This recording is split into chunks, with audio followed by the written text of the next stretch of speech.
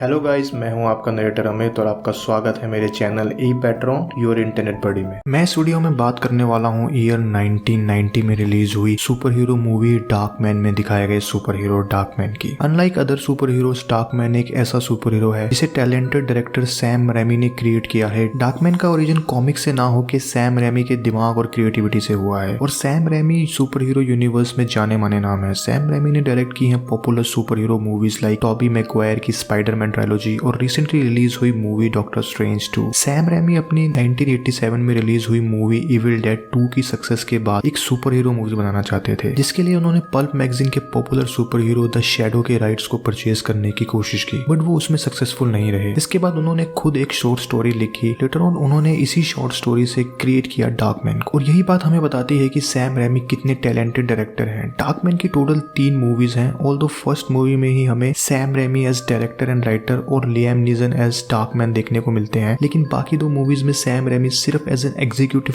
Producer ही associated रहे। और मेरे चैनल पे बहुत जल्द ही द शैडो के ऊपर भी वीडियो आएगी जिससे डार्कमैन इंस्पायर्ड है, तो do subscribe to my channel for interesting videos like this. Although Darkman the shadow से हाईली इंस्पायर्ड है, बट स्टिल दोनों सुपर हीरोज में काफी सारे डिफरेंसेस हैं। और इस मूवी की कामयाबी के बाद डार्कमैन को की action figures, comics and video games भी बनाई गई। आइए अब बिना किसी देरी के वीडियो को शुरू करते हैं। अब बात करते हैं डार्कमैन की। डार्कमैन 1 में डार्कमैन का रोल किया है the best action star Liam Neeson ने। उसके बाद बाकी दोनों पार्ट्स में हमें आर्नोल्ड वोस्लो एज ए डार्कमैन देखने को मिले हैं। आर्नोल्ड को आप द मम्मी में इमोटेप के रोल से जरूर जानते होंगे। क्राइम फाइटर बनने से पहले डॉक्टर पेटन वेस्टलेक एक साइंटिस्ट था जो अपने जैपनीज लैब असिस्टेंट्स याकिटीटो के साथ एक बहुत ही एम्बिशियस रिसर्च पे काम कर रहा था, जहां वो एक कंप्यूटर की मदद से आर्टिफिशियल स्किन बनाने की कोशिश कर रहा था, जिसकी मदद से वो बर्न और एक्सीडेंटल केसेस में लोगों की मदद करना चाहते थे। और ये प्रिंटर कुछ आजकल के 3D प्रिंटर्स की तरह था, जिसे यूज करके काफी सारी चीजों को प्रिंट किया जा सकता है। पर डॉक्टर पेटन की ये आर्टिफिशियल स्किन स्टेबल नहीं थी। ये आर्टिफिशियल स्किन फोटो सेंसिटिव होने की वजह से सिर्फ 99 मिनट ही स्टेबल रह सकती थी। इसके बाद ये मेल्ट होकर डिग्रेड हो जाती थी। डॉक्टर पेटन की गर्लफ्रेंड जूली एक अटॉर्नी थी जो डिस्कवर करती है कुछ पेपर्स को। इन पेपर्स से उसके एम्प्लॉयर मिस्टर स्टार्क, जो कि शहर के बहुत बड़े डेवलपर थे, उसके द्वारा दूसरे लोगों को दी गई ब्राइब्स का पता चल रहा था। जब जूली स्टार्क को कन्फ्रंट करती है तो वो उसे बताता है कि वो ब्राइब्स हैं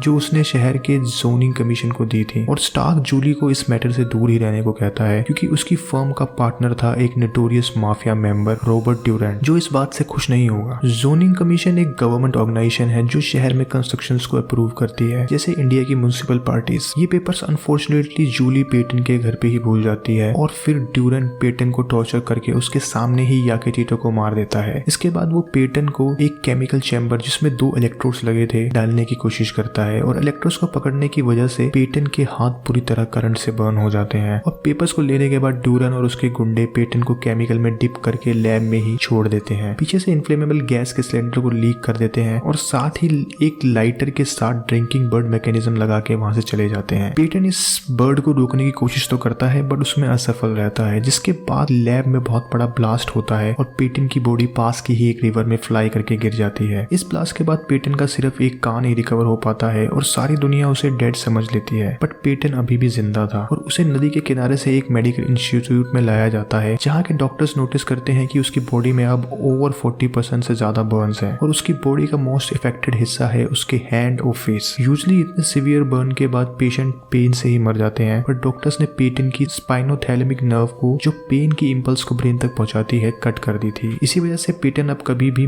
पेन महसूस नहीं कर पाएगा। पर इस ऑपरेशन की वजह से पेटन को अनकंट्रोलेबल इमोशंस आते थे लाइक एंगर, और एक्सट्रीम एड्रेनलिन रश की वजह से पेटन में इनह्यूमन स्ट्रेंथ और स्टेमिना था। और अपनी सिंथेटिक स्किन टेक्निक को यूज करके पेटन किसी का भी रूप ले सकता था और यही सारी एबिलिटीज को यूज करके पेटन क्रिमिनल से फाइट करता था। डार्कमैन अपनी लुक्स की वजह से दुश्मनों के दिल में डर को बिठा देता था। डार्कमैन की एक साइड ही दुश्मन को भगाने के लिए काफी थी। तो ये था डार्कमैन का ओरिजिन, जो कि एक नॉन कॉमिक बुक हीरो है। अगर आपको वीडियो पसंद आई हो तो लाइक करना ना भूलें और मुझे कमेंट में जरूर बताएं कि ये सुपर हीरो आपको कैसा लगा। और सब्सक्राइब टू माय चैनल, क्योंकि मैं बहुत ही जल्द अपने चैनल पे डार्कमैन ट्रायलॉजी की explanation videos and the shadow के ऊपर वीडियो लेके आने वाला हूँ। That's it for the video. मैं मिलता हूँ आपको अपनी अगली वीडियो में। तब तक के लिए आप अपना ख्याल रखें। Bye, peace out.